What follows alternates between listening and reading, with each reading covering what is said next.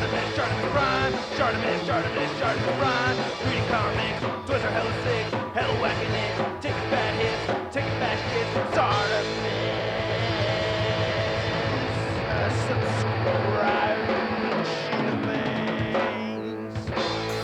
I always crack up when I see this Hugh Jackman head on the little Wolverine. Hey, what's up you guys? ShartimusPrime here, doing another Transformers action figure review on the Target exclusive Transformers Generations Studio Series Transformers Dark of the Moon movies Leadfoot. If you try and get your Transformers, you can do so at Target. I said this is a Target exclusive, but if you're trying to get your other Studio Series figures, you can do so at Big. Get your big badass toys at BigBadToyStore.com.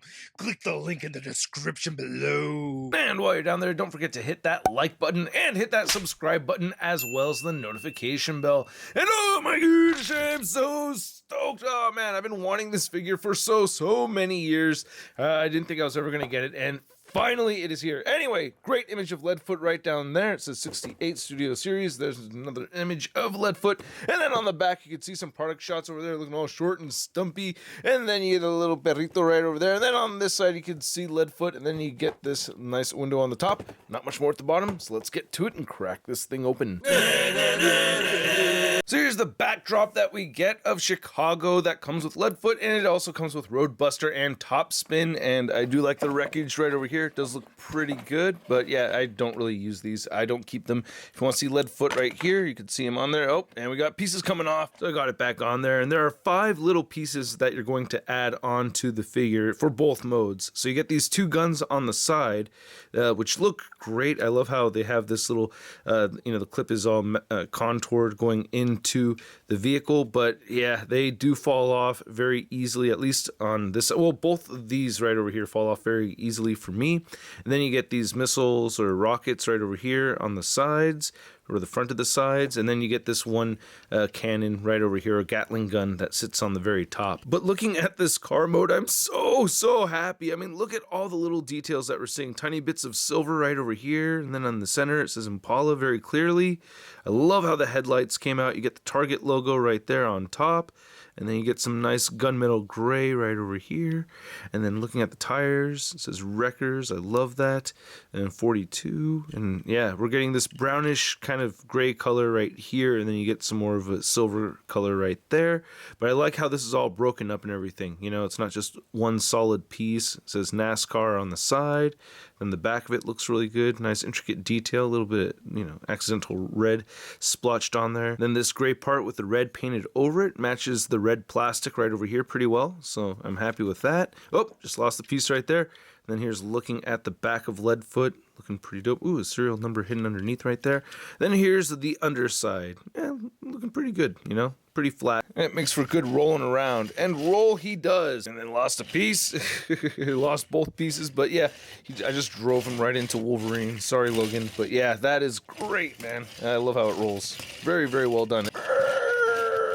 Sorry, I like my toys. Oh, I almost forgot about Steeljaw over here, who didn't really appear in the movie, or didn't appear like this at all. Apparently, he was supposed to be in the movie, and apparently he transforms into Leadfoot's engine, but yeah, we never saw a dog mode for Steeljaw, and apparently he's supposed to have a chain and everything. It's a cool accessory to have right over here. This is a whole concept thing that just never made it. Now, to measure out Leadfoot from the coffee stain, you can see he's 4 inches away from that, and then to measure out the height of this figure in alt mode, you can see it's only about 1.5 inches tall, and then measuring from the hood to the rear of the vehicle, you can see he's at about 5.5 inches across. And for the comparison, you could see Leadfoot next to Topspin and Roadbuster over here, and this is so badass. These 3 just look stunning together. I've never had a deluxe set or a complete set of these Wreckers where they all have the same look. God, seeing this is just so awesome. It makes me so happy. Yeah, this is so sick. Yeah, I just think they look amazing. Granted, they show up an hour and 24 minutes into the film, which is a little hilarious, and they don't have much screen time, but still, thought they were badass. Very stoked to have this set over here. It looks sick. And then here's Leadfoot next to the original deluxe class Dark of the Moon movie figures of Topspin and Roadbuster. And no, I never got the original Leadfoot. That thing went way up in price. Oh man, I had always wanted it though, and that's just another thing that makes me so happy to have this one. And I love how they fit into scale. Doesn't this look great? I'm very impressed by that. I like that a lot. lot. You can see the size difference. Oh, there goes pieces falling off of Leadfoot. But yeah, that looks pretty good to me, right? When you see them side by side like this, looks even cooler with the top spin. Yeah, they look like they're the same size. I'm really happy with this. That's very cool. So if you don't want to buy the new Studio Series figures of those two, you don't have to. You can just add this to your collection. But Roadbuster does really look out of place though. And then for an actual Leadfoot comparison, we have our Human Alliance version next to this new Studio Series version. And I still love this Target exclusive Human Alliance figure.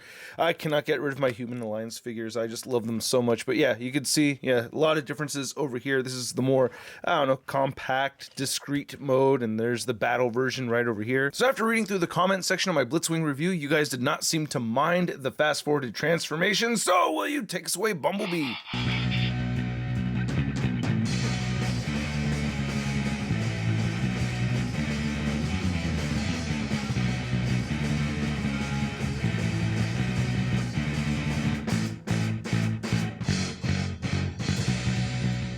And there we have Leadfoot in his robot mode, and wow, yeah, there are definitely some tricky things going on here, but it looks awesome. Let's get a closer look.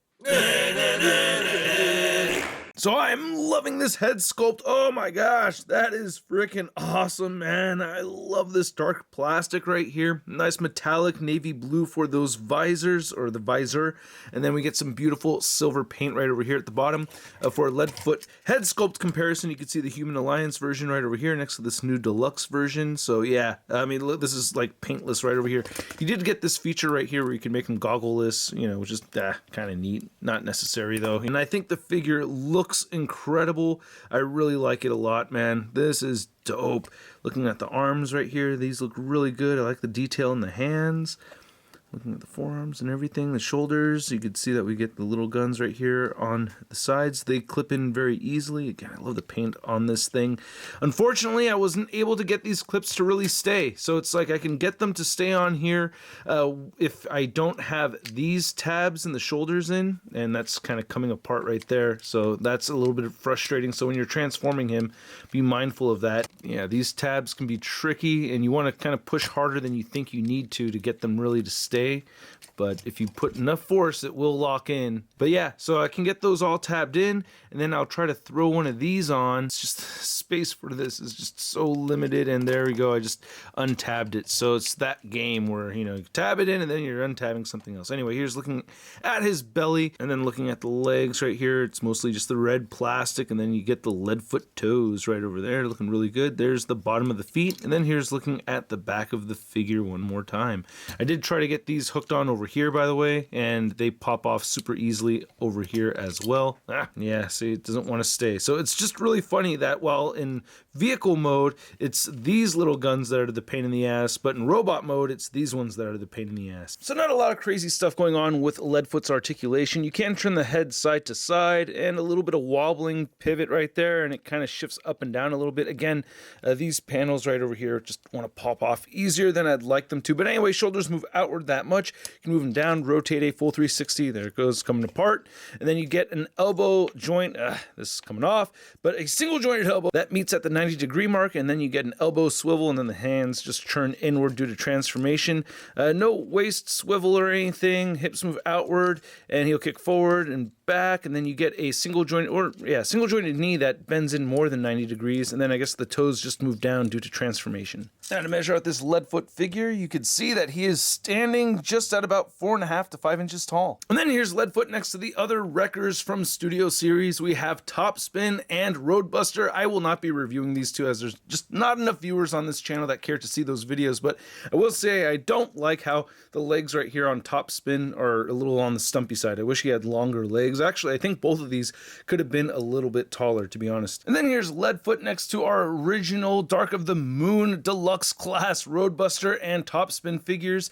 And I think I like the robot mode for this Topspin more than the Studio Series version, but I absolutely love the alt mode from the Studio Series version over this version's alt mode right over here. Same goes for Roadbuster. Roadbuster overall, this figure is just way better. You know, I didn't think it would be that much better, but it's way better than that one, I think. And then, yeah, Leadfoot is a little too short short, I think, compared to these two, but you can do this thing right over here where you can move that hip joint downward and get the legs extended just a little bit to give him some height, and then he looks like he's a little bit more into scale with these two figures. So if you don't want to pick up these two versions over here and you want to stick to the ones that you already bought, you can make this Leadfoot fit in, and I think it actually looks pretty good if you just want to have your figures in robot mode. God, but this blank gray on Roadbuster over there is so annoying, man. I don't know, just to compare these two right here, yeah, you can see the older one is just a little bit taller. And then for your Leadfoot comparison, we have our new Studio Series version next to my Human Alliance figure, which I've taken some liberties with the transformation, just as I did 9 years ago when I first reviewed this figure. Holy crap, that was 9 years ago, and I just rewatched Dark of the Moon, and I really like that movie. It's one of my favorite Bayformer movies. I'm a little embarrassed to say that because it's not a very good movie. None of them are very good movies, but I've watched that one so many times, I have to say it's one of my favorite Transformers movies. And then here's Leadfoot next to Deluxe Class Bumblebee from Age of Extinction, I think. And then here's Leadfoot next to your average 6-inch scale figure. We have the Marvel Legends Big Time Badass Spider-Man. I wonder why they call you Leadfoot. Okay, yeah, that was pretty obvious. I hope you guys enjoyed this video. If you did, please don't forget to hit that like button and hit the subscribe button as well as the notification bell. And a big thank you to all these people over here that go the extra mile to support this YouTube channel via Patreon. If you're interested in signing up, check it out. Link in the description below. We get perks posted every day over there. Now, this figure is awesome. I really do like it a lot. However, it does have a lot of finicky things going on with it. When you have problems porting things on there, that bothers me. I'm not going to lie and say that it didn't bother me. It does bother me quite a bit. Same thing with things that don't tab in all the way or come off very easily, so I definitely have complaints, but I love the aesthetics of both modes, and it makes me so happy to have a complete set of Wreckers from Dark of the Moon. I'm just so stoked to finally have this. I've been wanting it for so long, and I think the execution of these figures is just way better than what I had seen back almost 10 years ago, so I am very stoked for this set of figures over here, even though they are sold separately, and at the price point of around 18 to 20 bucks for this Leadfoot figure over here, I'm gonna give this a Sud rating of...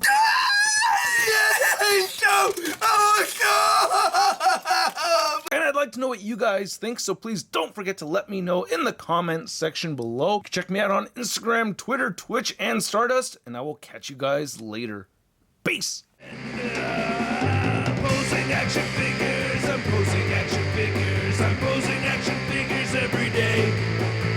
I'm posing action figures, I'm posing action figures, I'm posing action figures, it's okay. That's crispy.